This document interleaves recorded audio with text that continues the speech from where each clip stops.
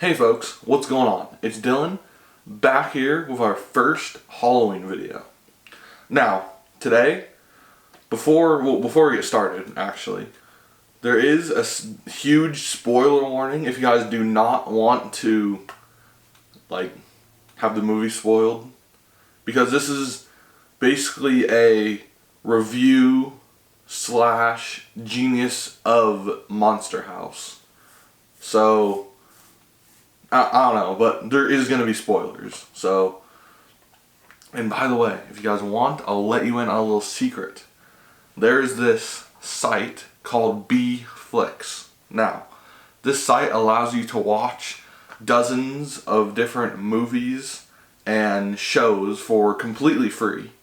So, literally just type in B-Flix. By the way, not sponsored, but literally just type it in. And you could just look up basically any freaking movie and just watch it for completely free. So, you guys should go check that out. So, today we're going to be talking about the movie Monster House. It released in 2006 and was produced and created by Image Movers, Columbia, Amblin Entertainment, and Relativity. Now, this movie is absolutely hilarious. I know it looks scary from the cover of the house, but they just load so many jokes in this movie. It's not even funny. See what I did there? It's not even funny. It's a joke. So, wait. Never mind. Anyway, so you guys do have to understand that this movie is one of those movies where it's a good movie, but it's a weird movie. It's kind of like Back to the Future, but more weird. You just have to watch it. You can tell it's from the early 2000s because you look at how the animation was, or oh yeah. And I don't know, there's just a few weird scenes in the movie, but I mean, the movie's great. So, I mean, it was just that time period or whatever. And I actually have some history with this movie. I always used to watch this movie as a kid. Every Halloween, you'd be like, oh, time to get out Monster House. And then open up and put it in the little DVD player. Yeah, the kids nowadays probably don't even know what a DVD player is. They just put it in their Xbox. We used to actually have a DVD player. I sound freaking old saying that shit. Okay, so I'm not going to tell you guys the whole movie, but I'm going to basically just, give you, a brief, well, it's not really brief, but, a summary of all the important things that happen. And by the way, you have to keep in mind that, jokes are going on throughout the whole movie. I'm just not going to cover any of them. So if you want the jokes or whatever, then you're going to have to actually watch the movie on B-Flix. So make sure to go check that out, or maybe watch the movie before and then come back to this video. I don't know if you guys have seen this shirt on me. It's a really cool solo Millennium Falcon shirt. And so yeah.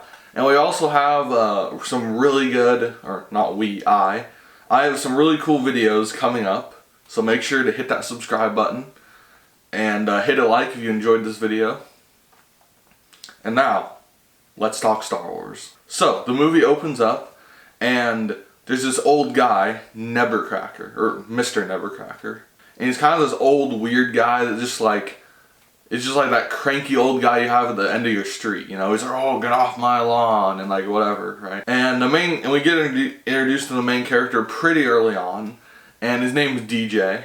And DJ thinks something's up with the house and Mr. Nevercracker, and has basically been spying on him, which in today's terms is weird. Because I'm just not gonna explain it, but if you know, you know. And he's been spying on him because there's been a bunch of items that have gone missing when they go onto his property. So we're already kind of getting oh, you know, what's going on over there, you know? And then another main character we get introduced within the early 5 minutes of the movie, and his name's Chowder, and he's basically just the one kid that likes to play basketball and whatever, you know. And his parents go off on like a vacation or like off to their job or whatever. They just leave, right? And basically Chowder comes over and they start playing basketball, obviously.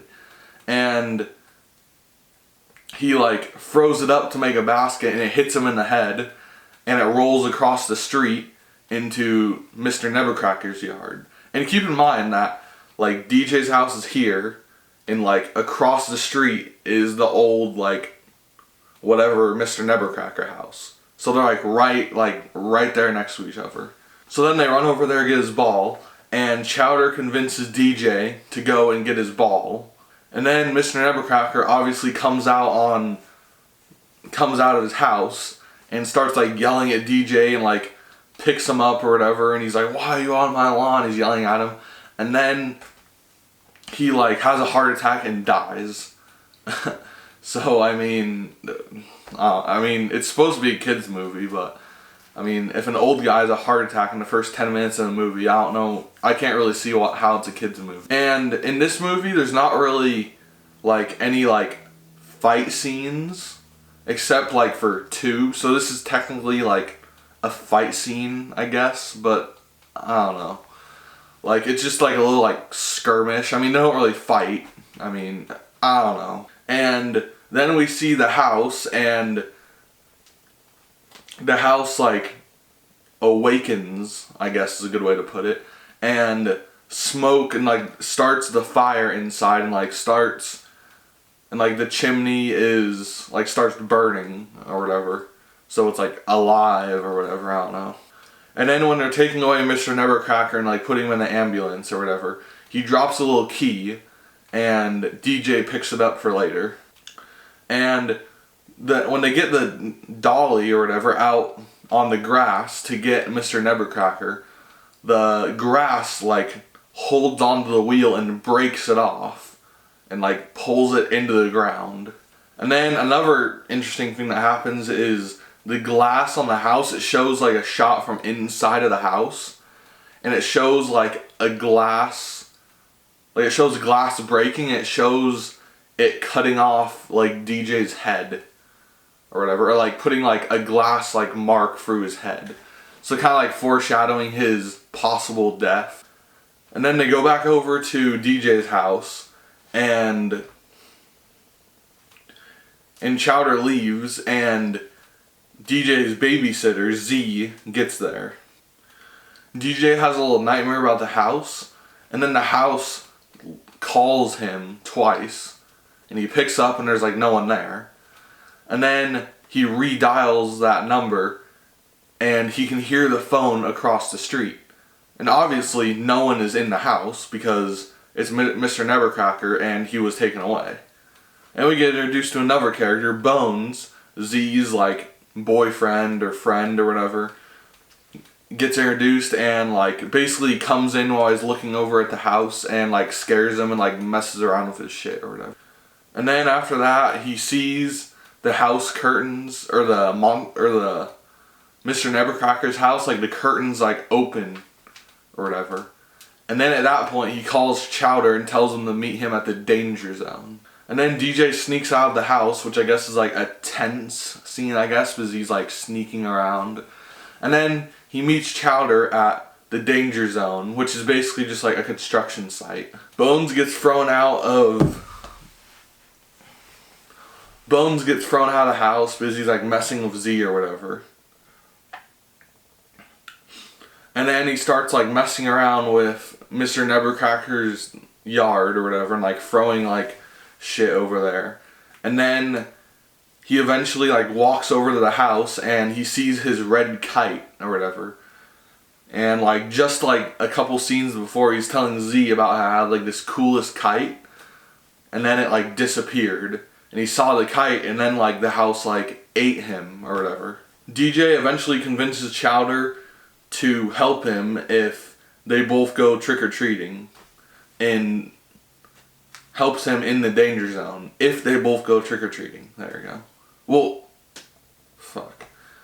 Chowder asks DJ to go trick-or-treating with him, and in return Chowder will help DJ with the house or whatever, like with the monster house. So then, to reassure DJ that there's nothing there, he ding-dong dishes the house and almost gets eaten like Bones did. And then he like eventually escapes. And they eventually escape and run back over into DJ's house. Then we get introduced to Jenny, the love interest of DJ, basically. And she gets attacked by the monster house and almost eaten. And DJ and Chowder save her. And then Z, his babysitter, leaves to go out of the house to look for Bones. They go up into their room. All three of them go up in...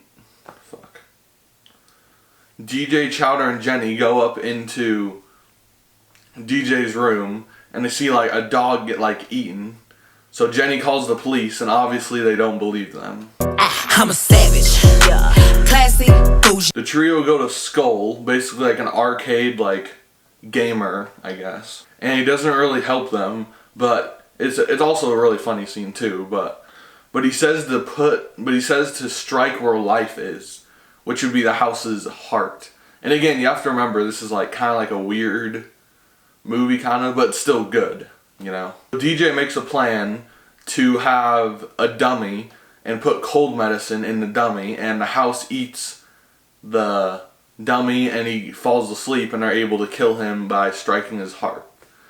So again, you have to remember this is a 2006 movie. It's not like, you know, like, oh, you know, like, you know, it's you just have to watch it and you'll explain what I'm saying when like, oh, it's an early 2000 movie. Then like kind of like the first like action scene, I guess, is when they actually put the plan to action, and they almost succeed, but the police come or whatever, and kind of forgot to mention, but they showed up earlier in the movie and told them like not to mess with the house, but obviously they did.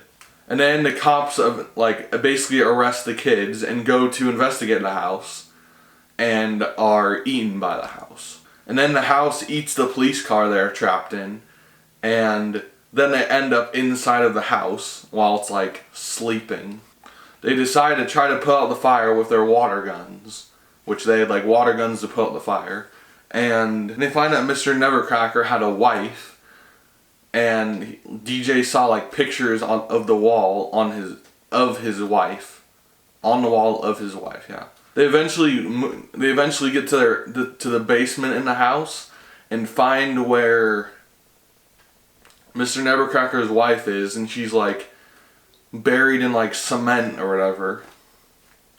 And eventually they like make it back up to the house. And by the way, the key was used to open up like this kind of like cage she was in, kind of. So like the key from earlier. And then what they do is they basically shoot the uvula, the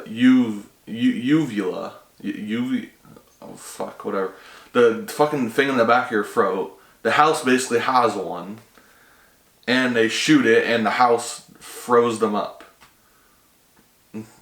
Again, it just, I don't know. It's still the genius of Monster House, though. Like it's a weird movie, but it's a good movie. Like, you guys just have to keep that in mind. Mr. Nevercracker comes back in a hijacked ambulance, and they basically learn the backstory of his wife and like how the wife died or whatever. And another thing you have to keep in mind is when Mr. Nevercracker was young, he was part of a demolition squad. So he has a bunch of like TNT in his house and stuff. DJ convinces Mr. Nevercracker to let go of his wife, which is technically the house, somehow. I don't really know how that works, but...